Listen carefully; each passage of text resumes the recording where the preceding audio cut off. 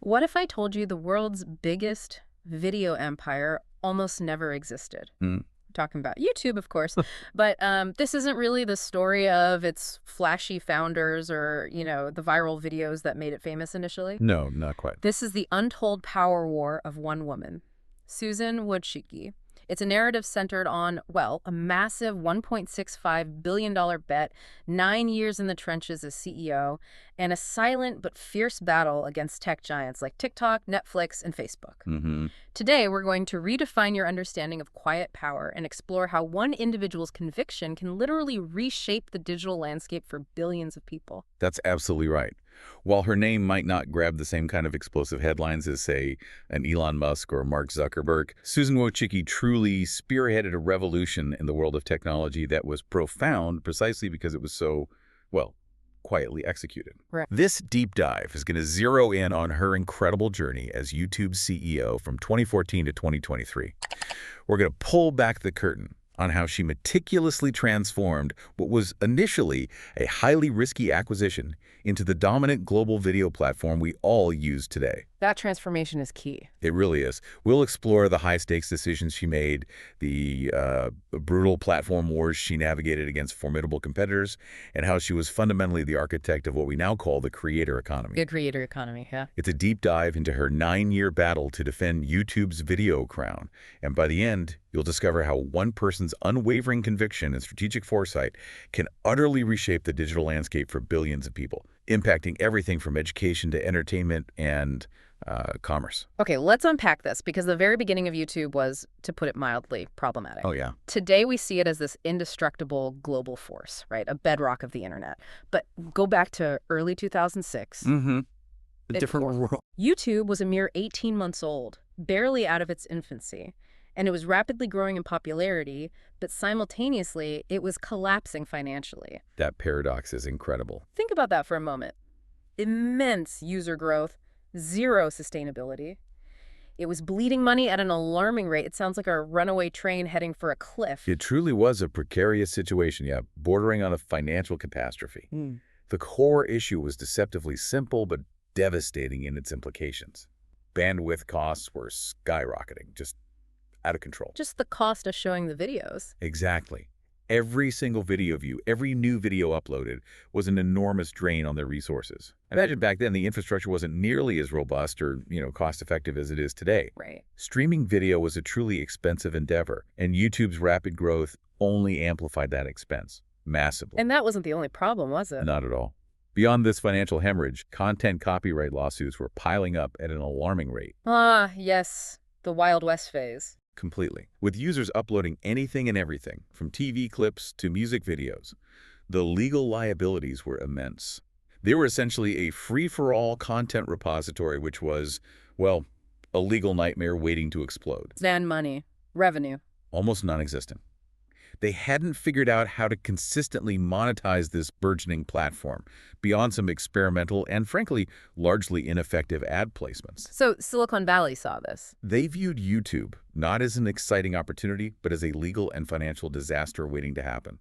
The sheer risk involved in such a venture, especially without a clear and viable monetization path, made it virtually untouchable for most serious investors or established companies. Just too dangerous. I can actually vividly recall that chaotic early internet. It really was like the Wild West, wasn't it? It absolutely was. Filled with pixelated clips, grainy home videos, endless compilations, and yes, a lot of cat videos. So many cat videos. The prevailing perception was that this wasn't serious business. It was just a hobby, a digital playground for teenagers. There was no real clear vision for how this could possibly become a multi-billion-dollar enterprise. None at all, generally speaking.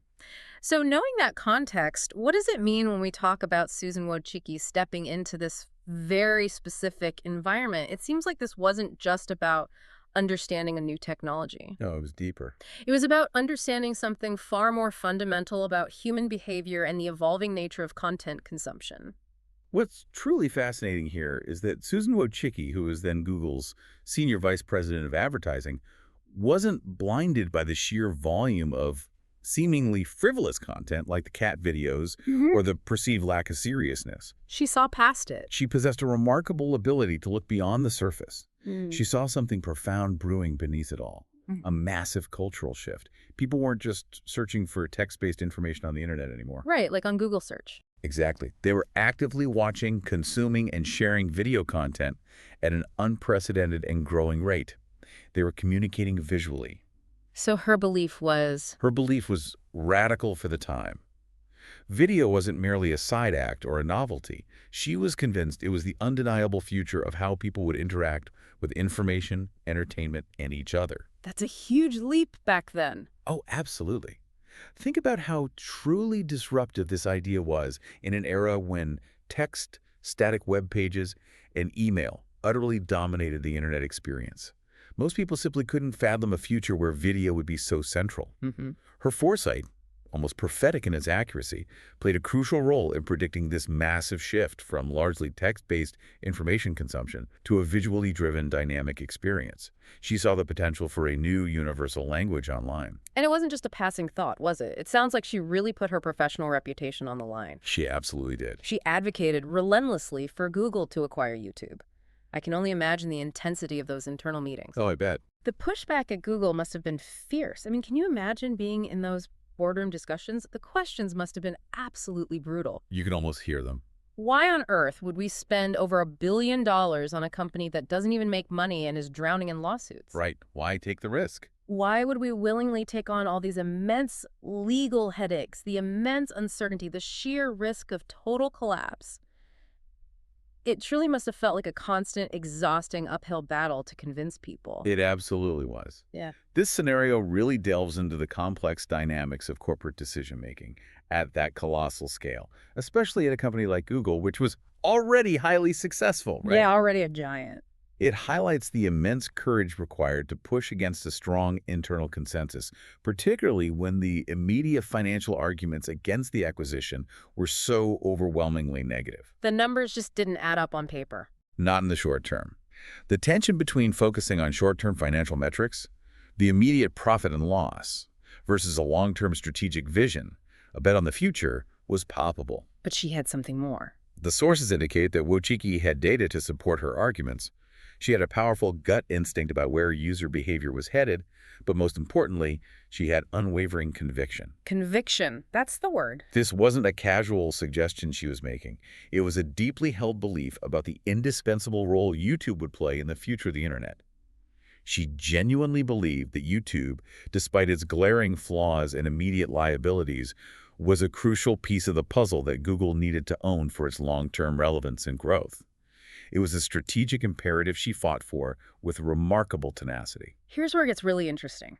Despite all that intense internal resistance, despite all the seemingly logical financial arguments against it, Google finalized the deal in October 2006. They did it. $1.65 billion in stock for YouTube. At the time, this was Google's single largest acquisition ever. Imagine the global headlines. Critics absolutely mocked the move.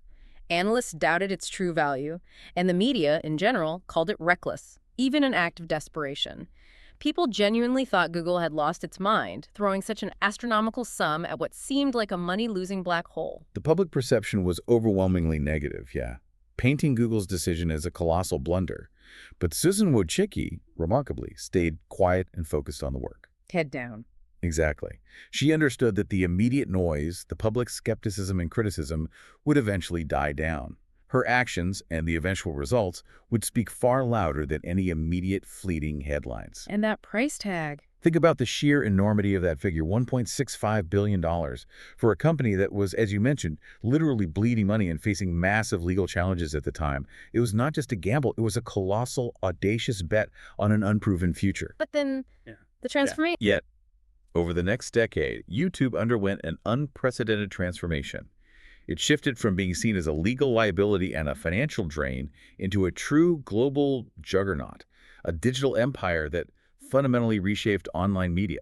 And the numbers are just staggering. They're a monumental vindication of that initial audacious bet. Absolutely. By 2022, YouTube was generating over $40 billion annually in advertising revenue, according to Alphabet's earnings reports. $40 billion. It's just incredible. That's not just incredible growth. That's an almost impossible leap from financial collapse to unparalleled success. Absolutely mind-boggling. More than 2.6 billion users are now tuning into YouTube each month, making it an indispensable part of their daily lives, a primary source of information, entertainment, and connection for a significant portion of the global population. Wow. And perhaps most significantly for the individual, over $50 billion have been paid out to creators since the inception of the YouTube Partner Program. 50 billion to creators. This isn't just about massive company profits. It's about an entirely new, decentralized economy that was forged, enabling millions to earn a living in ways that were unimaginable before YouTube. It really changed lives. Every single dollar, every single view, every single creator earning a livelihood can be traced directly back to that one audacious decision Susan Wojcicki made when virtually no one else would. She didn't just acquire a company, she bet on a future the world hadn't seen yet. And in doing so, she decisively won a future for video that now feels entirely natural. So she made this incredible, almost unbelievable bet, which ultimately paid off in spades. Huge validation. But that was just the beginning, right? This is the start of another chapter. In February 2014, Susan Wojcicki officially became the CEO of YouTube, inheriting a platform that was, as we discussed, already massive, a global phenomenon. But it was also, surprisingly, incredibly fragile. Okay, let's unpack this for a moment. What exactly does it mean for a platform that's seemingly dominant, that's so huge, to also be described as fragile? It seems contradictory. It's a crucial point, yeah, and it's a dynamic common in rapidly evolving industries like tech. Size doesn't inherently mean invulnerability, especially when you're talking about a platform that's experiencing exponential growth. Okay. A massive platform can be fragile precisely because it faces so many more vectors of attack and disruption. It's vulnerable to shifts in user habits, the emergence of entirely new technologies that redefine content consumption, and, crucially, aggressive new competition. Like sharks circling. Exactly. New players can emerge quickly, offering different user experiences or targeting niche audiences that could chip away at the giant's dominance. So YouTube, despite its immense scale and cultural penetration, was facing an array of external pressures and internal challenges that required constant, highly strategic defense. Not just growth, but defense. It needed a leader who understood not just how to grow, but how to evolve and protect its core while navigating relentless attacks from all sides. And the competitive landscape at the time she took over was truly brutal. Oh, absolutely. YouTube faced mounting threats on multiple fronts, each one formidable in its own right. We're not talking about a single competitor. We're talking about multi-front platform wars that demanded simultaneous, tailored responses. It truly was a digital battlefield, and YouTube was at its center. First, Facebook, under Mark Zuckerberg, was doubling down on video. Right, Facebook video became huge. They aggressively courted creators and advertisers, pushing native video uploads directly into their massive social feed, and even launching initiatives like Facebook Watch, attempting to keep users within their walled garden by promoting original and user-generated video content. Leveraging their network. Their vast social graph, connecting billions of users, gave them an immediate and formidable advantage in terms of distribution and discovery. Second, Netflix was winning the streaming war. Premium content. They were setting entirely new standards for premium content quality, driving the expectation for high production value, ad-free, cinematic experiences. This raised the bar for what users expected from video entertainment, and represented a different kind of threat to YouTube's largely user-generated content model. And then came the big one, later on. And then, years later, TikTok exploded onto the scene, introducing a whole new generation to short-form, algorithm-driven, hyper-addictive content that fundamentally changed how people consumed video on mobile devices. Changed everything. Each of these competitors presented unique existential challenges, requiring distinct and incredibly sophisticated counter-strategies. It wasn't just about making good videos, it was about protecting the entire YouTube ecosystem from being fragmented or outmoded.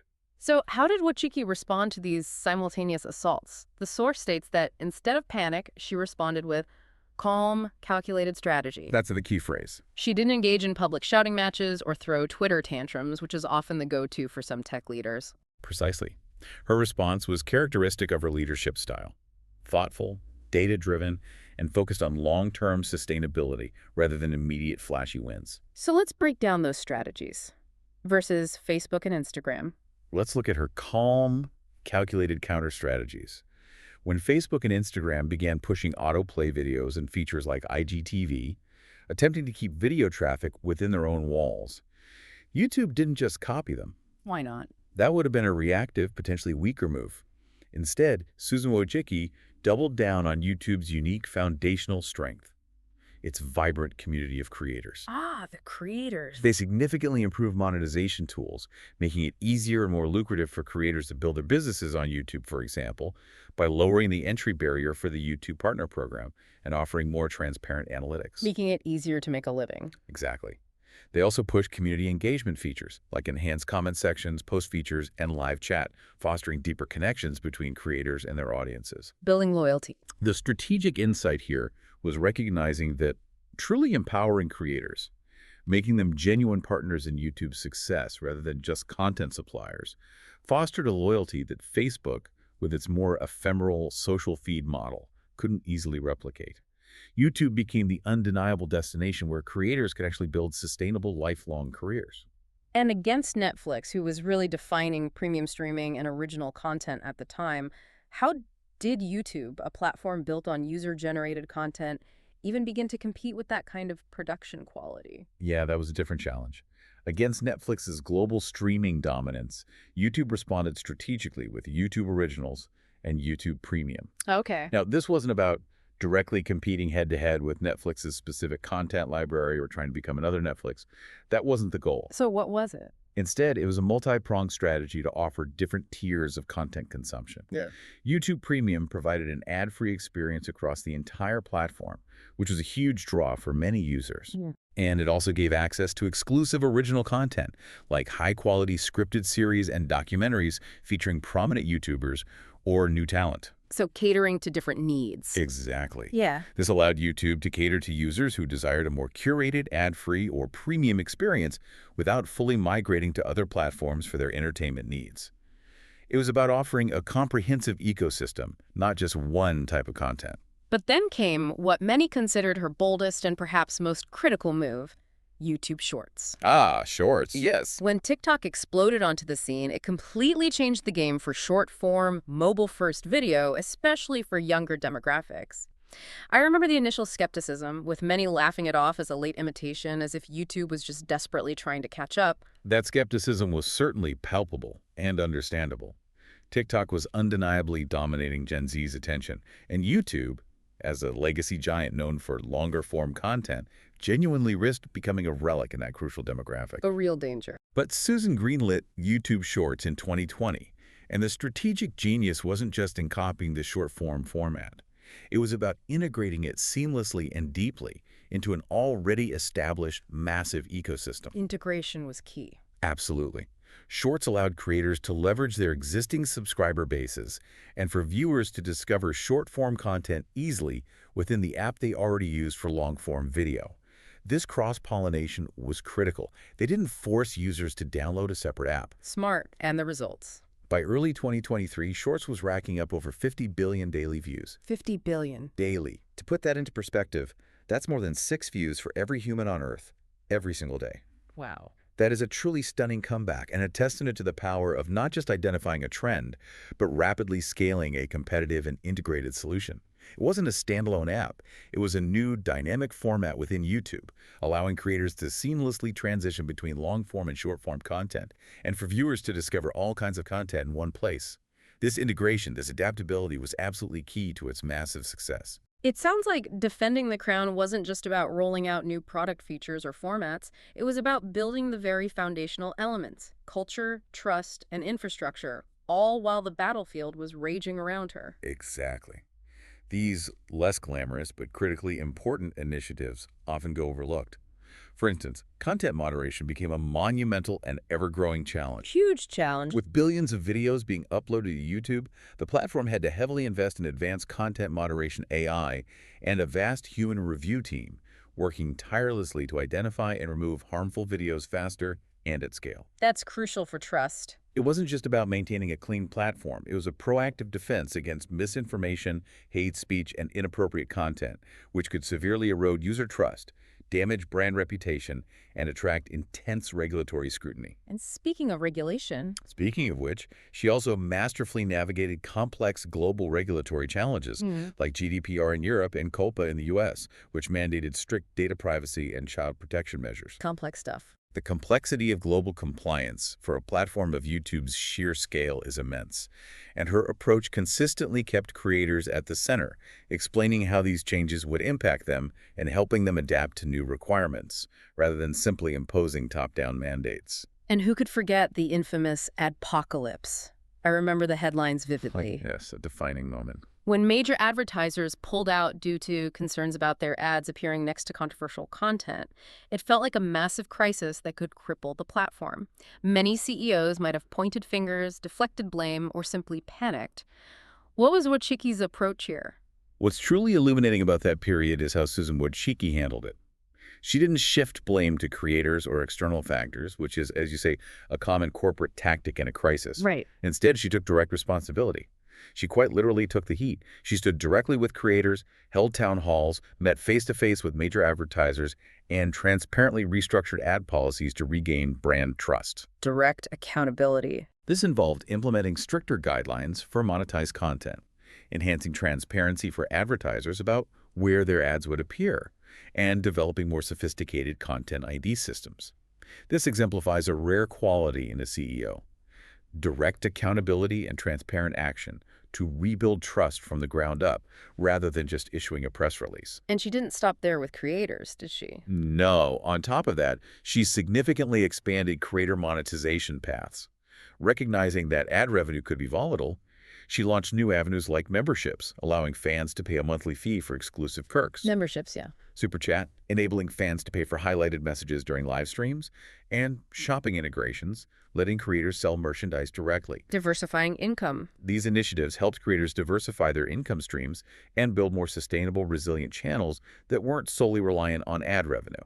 Her leadership wasn't flashy or prone to dramatic pronouncements. It was relentless in its focus, strategic in its execution, and deeply resilient in the face of adversity. Just steady. For 9 straight years, Susan Wojcicki fought to hold YouTube's throne against every platform, every trend, every challenge. And the result? YouTube didn't just survive. It dominated and thrived, becoming more robust than ever before. You know, it's wild to think back to when Susan Wojcicki took over YouTube. The word creator wasn't even a recognized career title. Not really, no. Being a YouTuber was largely seen as a side hustle, a quirky hobby, maybe a fleeting phase for niche individuals.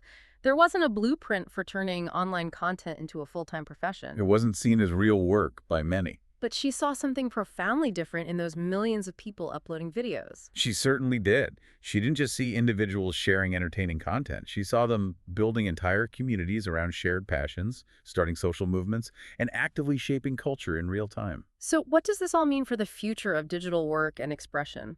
Well, she made it her explicit mission to fundamentally turn these emerging online talents into entrepreneurs, shifting the entire perception of digital content creation from a mere pastime to a viable, lucrative, and respected profession. A huge shift in perception. She understood the inherent potential for widespread economic empowerment that this new form of media could unlock. She envisioned YouTube as a launchpad for millions of careers, a place where genuine talent could find an audience, and crucially, a paycheck. And under her leadership, YouTube didn't just support creators. It actively built what we now know as the entire creator economy from the ground up. Exactly. This wasn't accidental. It was a deliberate, strategic construction. That's absolutely right. The intentional development of specific tools and robust programs was foundational to this new economic model. In 2017, YouTube introduced Super Chat, which was a revolutionary feature at the time. Super Chat, right. It allowed fans to pay to have their comments highlighted during live streams, creating a direct, real-time fan monetization channel.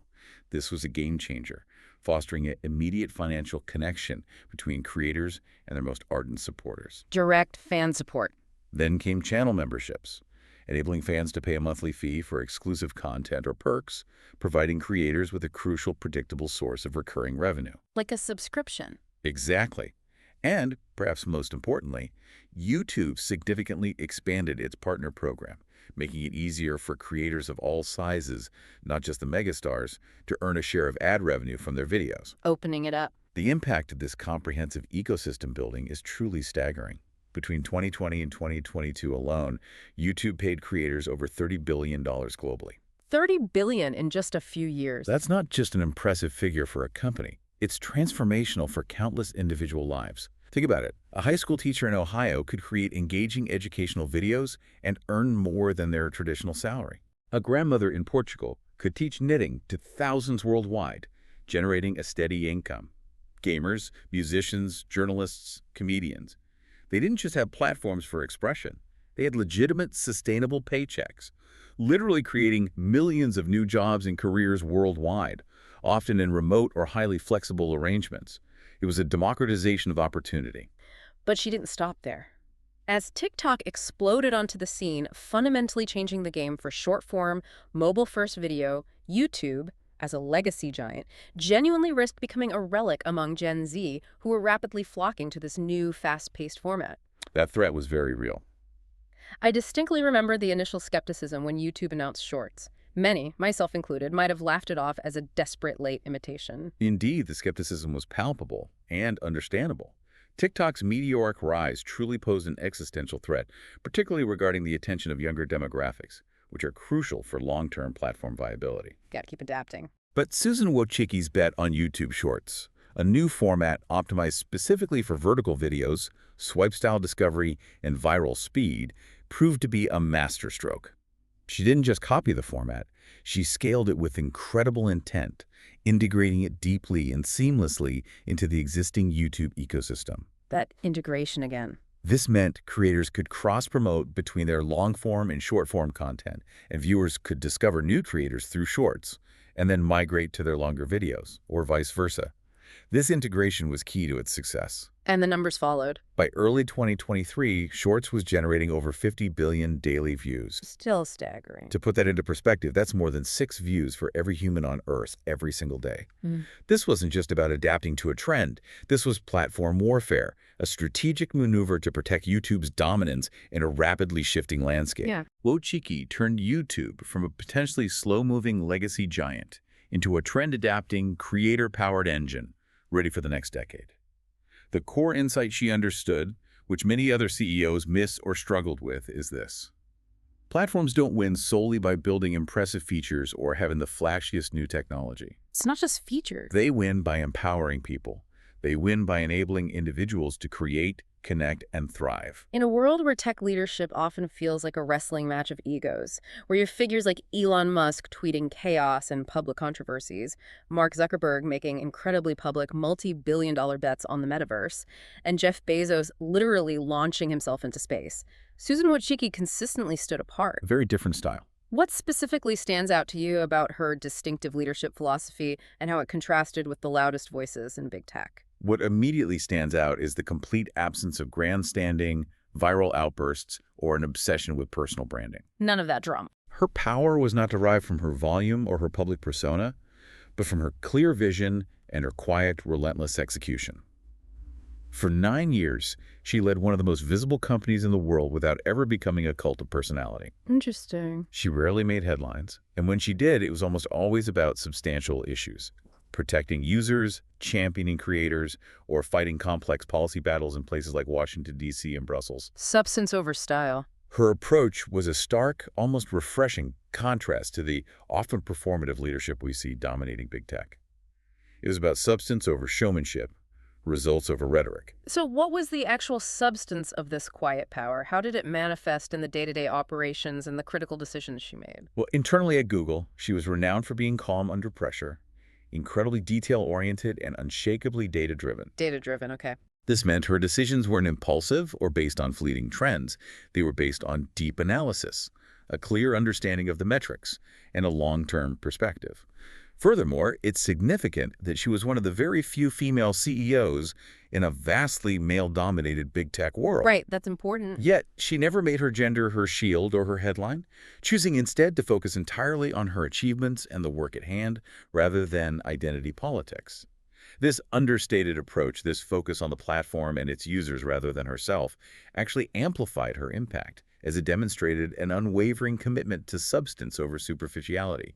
She simply let her work speak for itself, and it spoke volumes. And how did that quiet power translate into concrete actions and major decisions that truly benefited YouTube? Give us some specific examples. Absolutely. Consider data privacy. When governments globally started cracking down on data privacy with landmark regulations like GDPR in Europe and COPPA in the US, Susan led YouTube's compliance efforts with proactive vision. Proactive, not reactive. Exactly. This wasn't just about following the law. It was a deeply protective move that shielded the platform from potential billion-dollar fines and, perhaps more importantly, maintained critical user trust in an era of growing privacy concerns. Instead, she took the heat directly. She faced creators, met with advertisers personally, and meticulously rebuilt trust through transparency and the implementation of better tools. This involved restructuring ad policies, giving advertisers more control over where their ads appeared, and significantly investing in content ID systems to protect copyrighted material and manage ad placements more effectively. This was a classic example of true accountability in action, putting the platform's long-term health over short-term blame. Furthermore, she truly empowered her teams to lead globally. How so? This meant trusting local teams to build strong local policies and content strategies in incredibly diverse markets like India, Brazil, and Southeast Asia, recognizing that a one-size-fits-all approach wouldn't work for a global platform. This decentralized strength allowed YouTube to truly cater to local cultures and needs, fostering growth and user engagement in incredibly important emerging markets. Building local strength. But perhaps her most powerful and least discussed contribution was making YouTube truly sustainable for the long run. While many other platforms were chasing the latest hype or quarterly stock bumps, Susan was investing heavily in core infrastructure, things like advanced moderation AI to handle the sheer volume of content, robust content ID systems to manage copyright effectively, and comprehensive creator support programs. The unglamorous, essential stuff. Precisely. This wasn't about quick wins. It was about building for the long haul, ensuring YouTube's stability and longevity. In an industry obsessed with disruption and fleeting trends, Susan Wojcicki proved that real power isn't always loud. Sometimes it's silent, strategic, and unshakable. She was, in essence, a fortress builder in a war of castles, ensuring YouTube's longevity and stability through thoughtful, often invisible, foundational work. On February 16, 2023, after 9 years as CEO and more than 2 decades contributing to Google's foundational work, Susan Wojcicki officially stepped down as the head of YouTube. A long tenure. The news rippled through the tech world, not with shock or scandal, but with a palpable sense of deep respect. Yeah, it felt different. She didn't leave amidst controversy or scandal. She wasn't ousted. She simply passed the baton. It was a remarkably clean, graceful, and almost understated exit, especially in the often turbulent world of big tech leadership changes, where transitions can be very public and messy. That's a critical point to highlight.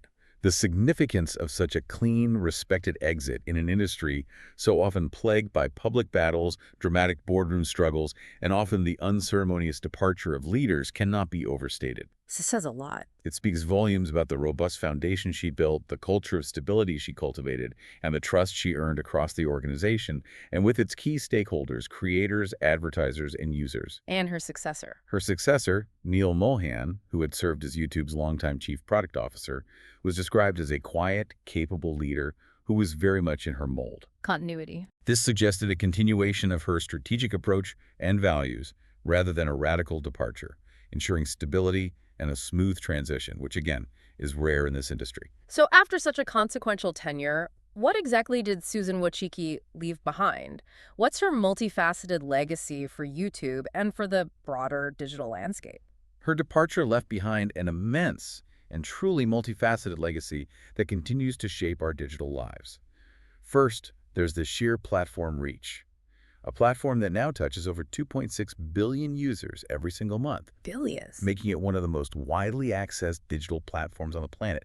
That's a staggering global footprint, extending its influence into nearly every corner of the world. Incredible reach. Second, she left behind a thriving creator economy, an ecosystem that has paid out more than $50 billion to creators since its inception. That number, again, just massive. This isn't just a number. It represents countless individual careers, the realization of entrepreneurial dreams, and a fundamental shift in how people can earn a living, all powered by a single platform. Economic engine. Third, she built a global content infrastructure that remarkably manages to balance the incredibly complex ideals of freedom of speech with essential content responsibility. This is an ongoing, incredibly difficult tightrope walk for any platform of YouTube scale, and she laid critical groundwork for navigating it with sophisticated tools and policies. That balance is key. She also bequeathed a comprehensive product suite, a testament to her vision for adaptability. This suite spans short-form video with shorts, the traditional long-form videos we're familiar with, robust live streaming capabilities, dedicated YouTube Kids and YouTube TV experiences, and premium ad-free options. Covering all bases. This shows the incredible breadth of innovation and the strategic foresight to cater to diverse consumption habits that occurred under her leadership. And perhaps most impressively and enduringly, she left behind a culture within YouTube that values creators not just as mere users or content suppliers, but as genuine, indispensable partners in the platform's success. Creators as partners. This cultural shift, deeply embedded within the company's operations and philosophy, is a vital part of her enduring impact. In her farewell letter, Susan wrote, "It's been exhilarating, meaningful, and all-consuming. I always thought that technology could improve people's lives, and YouTube has proven that again and again." It really reflects how, under her leadership, YouTube wasn't just a product or a corporate asset.